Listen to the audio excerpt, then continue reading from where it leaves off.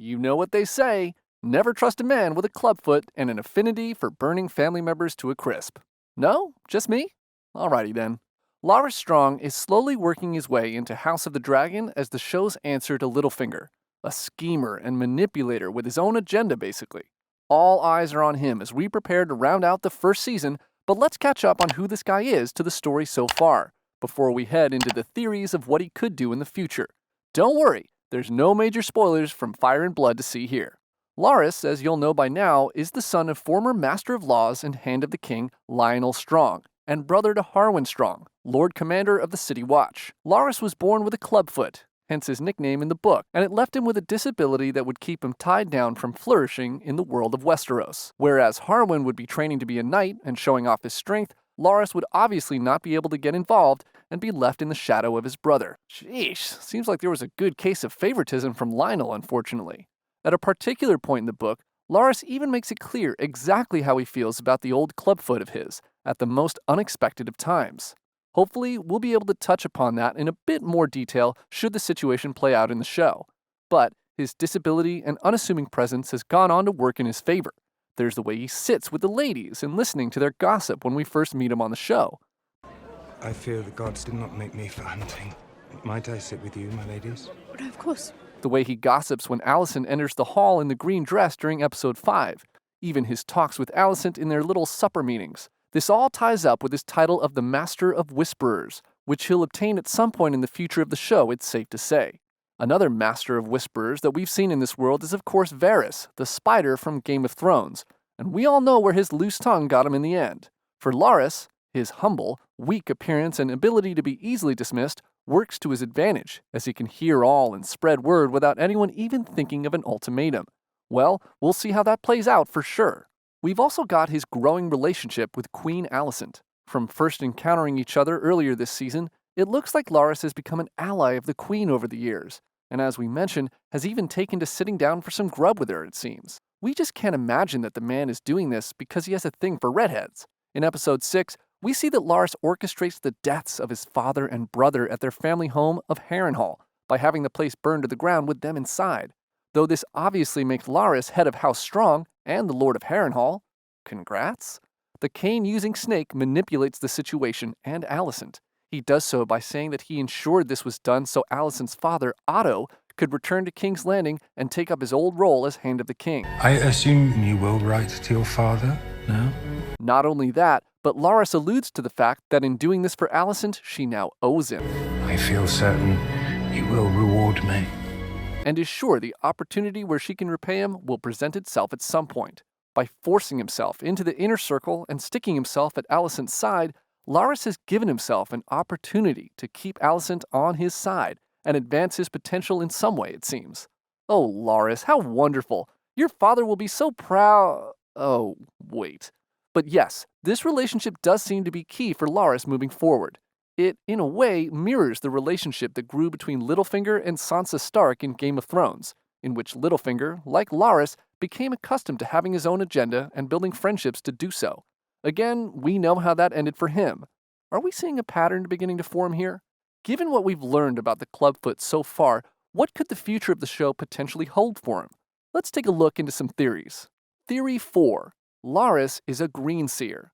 For those who aren't aware, or just to refresh your memory anyway, a green seer is someone with the magical ability to look into a time and place where they are not. The best example of this is Bran Stark in Game of Thrones, who is able to see past, present, and future events, while also being able to see through the eyes of ravens.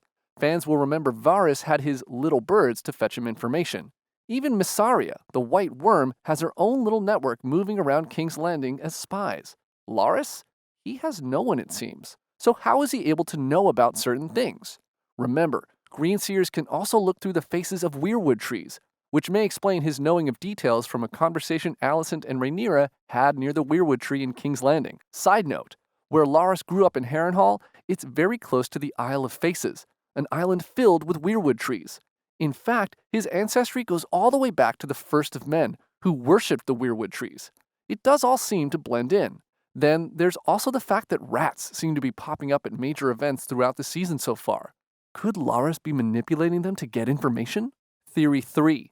Alicent will be forced to place Larys in the small council. We've already acknowledged that Larys has manipulated Alicent into believing his burning down of Harrenhal was to benefit her and her father's situation. We also know that in Fire and Blood, Larys is on the small council and obtains the title of Master of Whisperers during a future ruler's reign. We promised, no spoilers. The Queen owes him? A future on the King's Council? Is something beginning to gel here? No? Okay, we'll connect the dots. It seems pretty likely that Larys is going to do a bit more manipulating and have his pal Alicent get him even further into the Red Keep and into the small council with his own title. If this is how events unfold, will Alicent live to regret her decision? Only time will tell. Theory 2. Larys will be the spark that ignites the Dance of the Dragons. From recent events, we know that the legendary Dance of the Dragons is upon us due to Viserys' lack of communication during his final words. Good going, Your Grace. It's also known that one way or another, Larys will find himself on the small council and at Alicent's side. Without giving too much away about how this event kicks off, it's worth remembering that Larys is full of knowledge and is good for clouding your judgment to fit his own aspirations. Larys would obviously want Alicent in more power than Rhaenyra when it comes down to it, due to the fact that he's worked so hard to grow close to her. So wouldn't it make sense that he would be key to ensuring the small council agrees to a certain someone being placed on the throne? We swear, no spoilers. It is possible that Larys will get other members on board with the idea, or have anyone who opposes fired. We know how much Larys likes getting people fired. Sorry, Lionel and Harwin, that was in bad taste. Theory 1. Larys will align with the White Worm. The ex-dancer and prostitute that is Mysaria seems to be doing pretty well for herself of late as the White Worm with her network of snitches. So wouldn't Larys maybe want to get in on this? Larys will likely want to strengthen his knowledge of the goings-on around King's Landing as time goes on by having as many ears to the ground as possible.